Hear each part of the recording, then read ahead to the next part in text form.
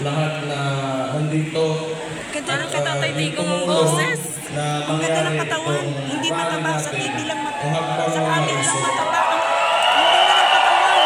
Pinatunayan niyo talaga na ang mga Kapampangan hindi takot at maisip. Hawakan mo na. Kukuhanin ko na yung chat. Pero mo sa loob. Kasi ma-upload.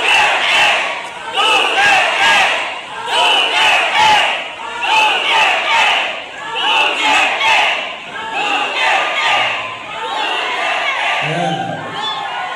So, ito na nga yung sinabi ko, galing pa sa, doon sa simula pa lang, nung paglabas ko sa Leaders Forum, mga akbang ng maisok, lahat ito, kayong lahat ngayon, ay kagagawan lamang ng isang tao. And who is responsible kung bakit tayo nandito ngayon, nagsasama-sama at gusto mag-express ng mga sentiments natin. Sinabi ko yan, simula pa lang, wala sanang ganito kung maayos lang yung presidente natin.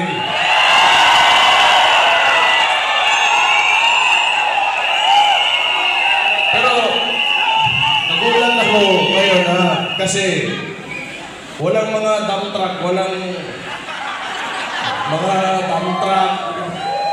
Hindi nila kinaya yung mga Kapampangan. Kanina tunay na maisog mga Kapampangan.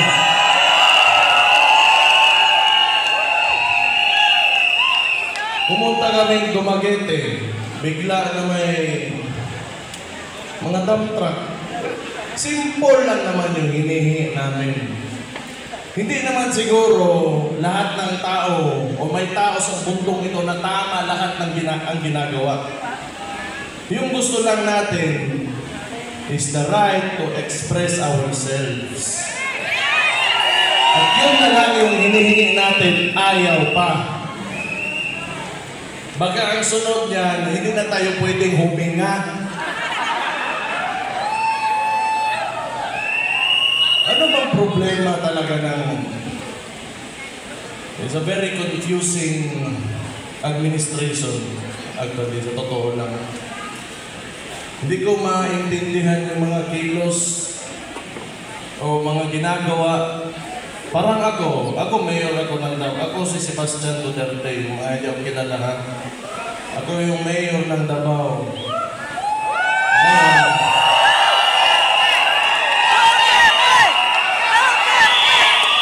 Wala pa ako sinasabi. Sandali lang, pagsalitain na naman ako. Yung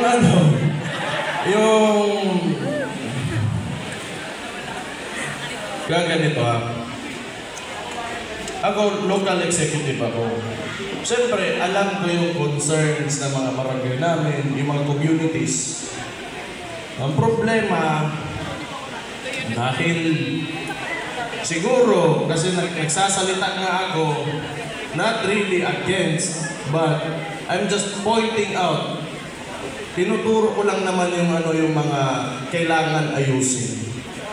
Kung tingin nyo against ako, hindi wala akong pakialam. If you take it, negatively, wala akong pakialam. Pero hindi pwede na hindi tayo magsalita.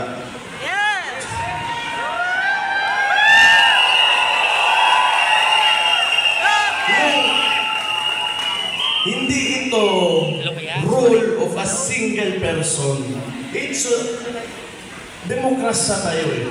Amen. It is the rule of the majority. Hindi ibig sabihin na kung anong gusto mong mangyari o gawin mo, yun na yung mangyayari dyan. Kailangan mong pakinggan yung boses o ano yung mga sentimento talaga ng mga tao. And unfortunately now, that is not happening. How can you govern a state or a nation if you do not listen to the majority?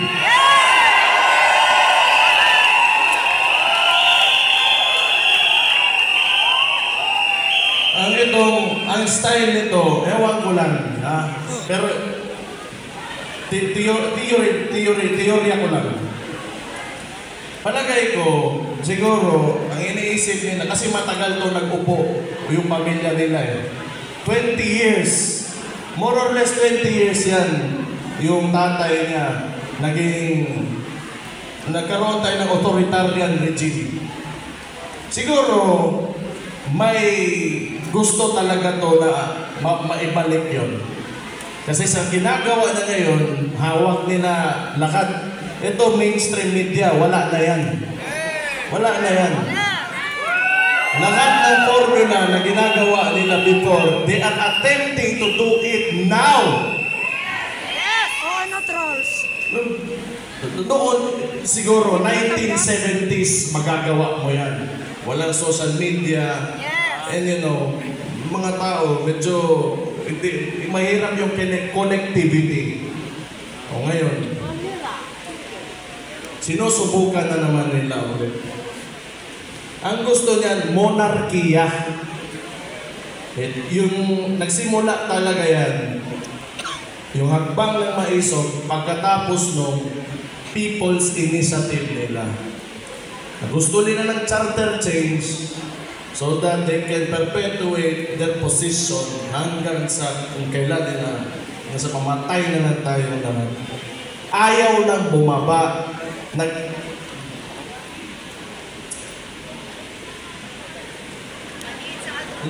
Kaya nga, naiisip ko, talaga bang walang hiya? Walang hiya talaga? O tanga? Walang hiya ba?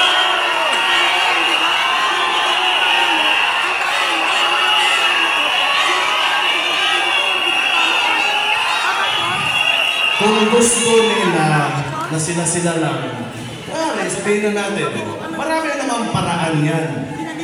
Kung gusto nilang ayaw bumaba o gusto nila sa kanila pa rin yung susunod na maging presidente, kanilang manok.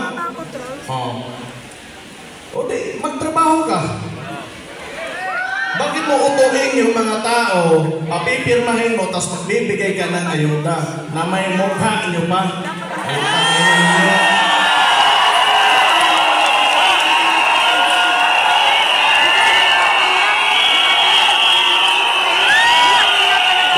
Also, one reason kung bakit alam nyo nandito talaga ako. Because I do not agree yung traditional politics talaga. I'm sorry kung maraming matatamaan. Ako, mayor man din ako. Diyan din yung picture ko. But it's time for us to move on. Hindi ibig sabihin, may bigat siya, nandyan yung mukha mo, sa kanya yan. Pera ng tao yan.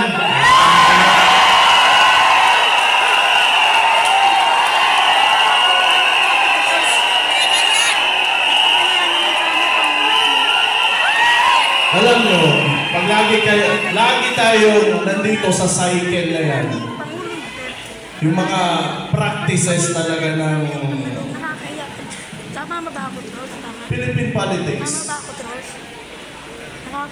Picture-picture, kada may magbigay ng pera sa mga kailangan, may picture talaga nakaabot. Ipopost, kunwari sa kanya yung pera na yun, hindi naman talaga. Huwag na kayong maniwala sa ganon. Kailangan, we have to go beyond that.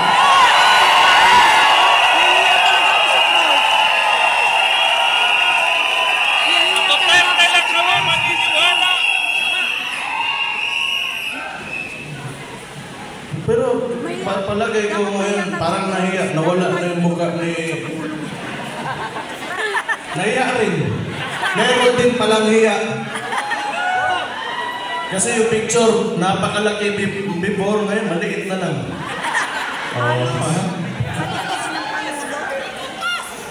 Pero anong ginawa niya?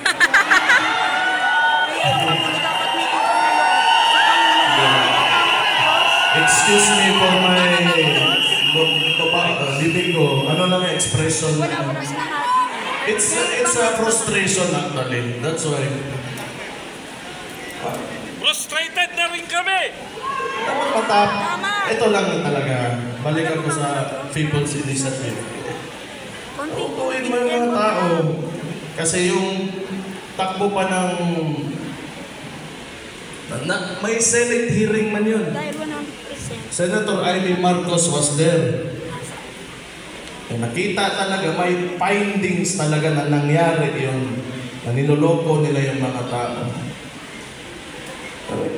Sa dami mong problema at you know, the opportunity that you have being the head of state, the president, you know, like a couple of people who are in the highest places in government, positions in government, ang dami mong pwedeng ayusin, but your unang-una mong priority is magpatagal lang ng... Wala pa ka magpakita ka naman ng kahit may ginawa ka lang. Wala po sana sa Chapelier School. Wala talaga. Tingin nila, yung buhay ng Pilipino, ganun lang kadali. Na parang monarkiya talaga. Gusto ko, today, I will become the king. And this lady will become the queen. And all of, you know, nasa lahat ng baba namin, kontrolado namin. Sira ulo po talaga.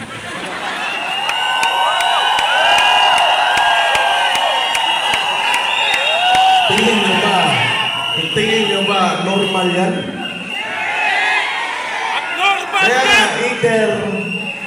either makapal talaga yung mukha mo na ayaw mo dumaan ng eleksyon. Or tanga ka. Kapoy. Lobat ka? Hindi kapoy. Hindi ako nagsabi nun.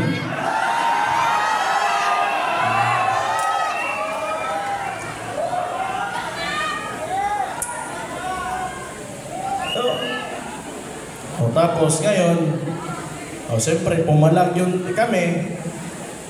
May mga ibang probinsya din.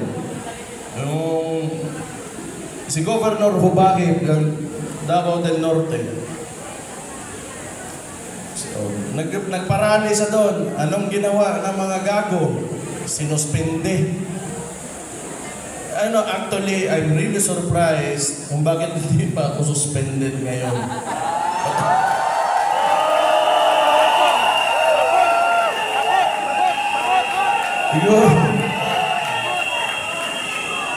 Hindi nila alam siguro tama ba, mali ba, tama ba. Pero okay lang din. Kung isuspend nila ako, okay lang. Libre yun na bakasyon. Yung mga anak ko, mapasal ko, wala ko iisipin. Hindi na ako mag-take ng leave. Pero, you know, rumors lang din naman yun. Sinuspende nila si Governor Hubay pagkatapos ng magbang ng maisog. Kasi, hindi, sa kanila, hindi pwede na magsalita ka. Hindi pwede na may ibang tama or may punto ka. Kailangan sila lang yung pwedeng, sila lang yung tama lagi. Saan yung utak nito mga to?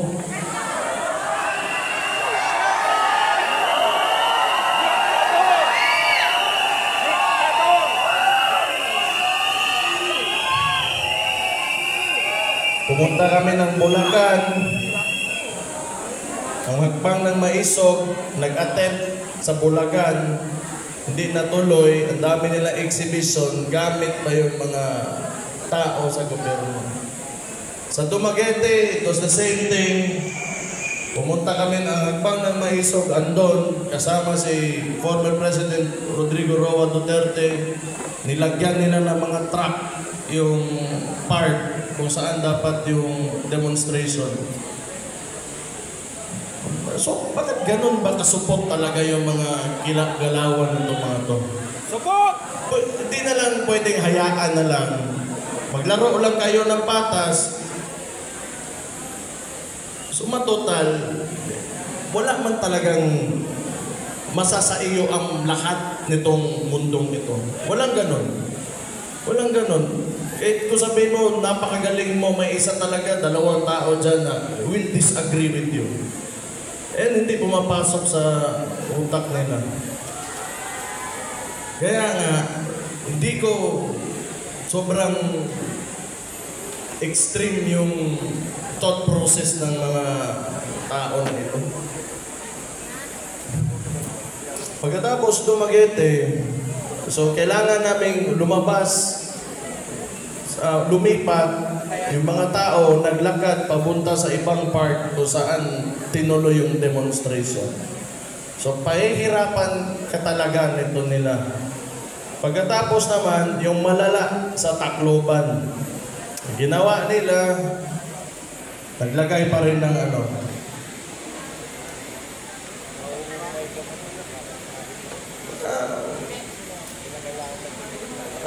Tingin ko lang, masyadong may insecurity itong administration na ito. Kasi kung if you are really confident with what you are doing, ano yung trabaho mo, at sa mga ginagawa mo, maayos ka naman. So, bakit mo pipigilan yung mga ganitong klaseng activities? Wala naman, no harm done. Nagsasalita lang naman, and it is our constitutional right to express ourselves. Siguro may ano yan. Ewan ko lang, hindi ko lang talaga alam. Kasi hindi rin naman talaga itong si BBM, yung klase ng presidente na he will address, like current issues. Aray, ang sakit naman. Kaya napansin ko lang, pinipili niya lang.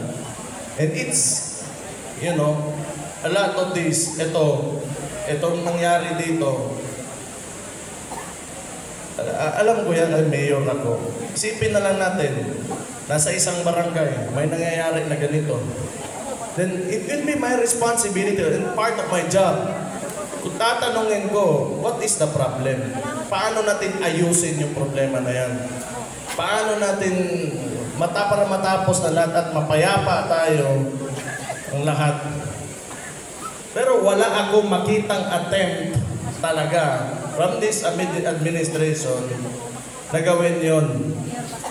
All they do, pagkatapos ito, marami na naman yung pangyayari sa Davao. Katulad nung, ito talaga. Ako, mayor ako. Ayaw ko yung mga tao sa Davao, bangag. Ayaw ko ng drugs, di ba? Ayaw ko ng mga tao doon kumakain ng sabong, o ano dyan. So, wala naman talagang sinabi ko, I declaring war on drugs. This city is against drugs. O anong ginawa nila? Nirelieve nila 36 ka pulis. Wala naman ako inutusan. Tanga talaga.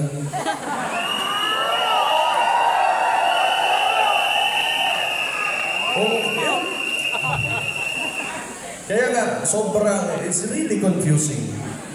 Hindi naman masama yung intention ko na siguro masama kung involved ka in illegal drugs.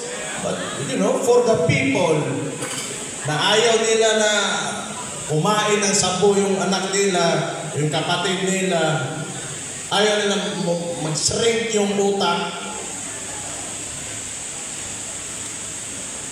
Bakit? Why is it an issue for them?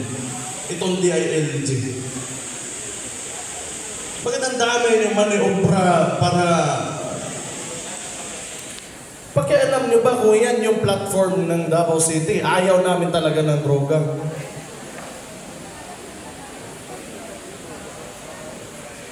What? So,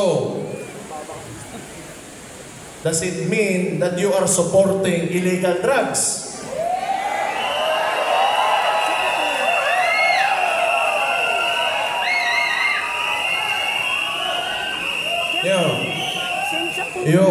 The declaration on war on drugs, is because I am concerned of the welfare of the Davaoenos. Tapos gusto nilang barahin, tapos ka na ulo.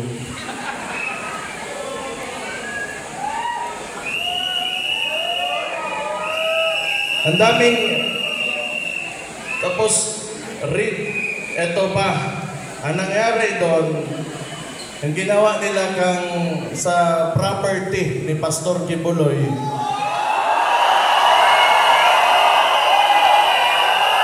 Ito, this is a very recent one.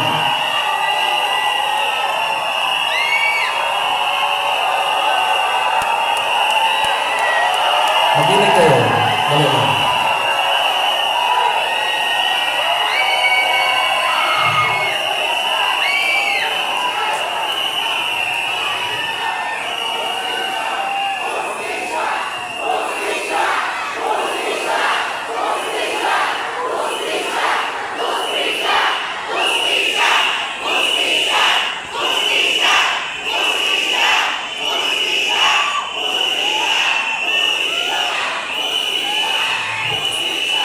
Tama talaga. Yan ang wala talaga sa Pilipinas, hustisya.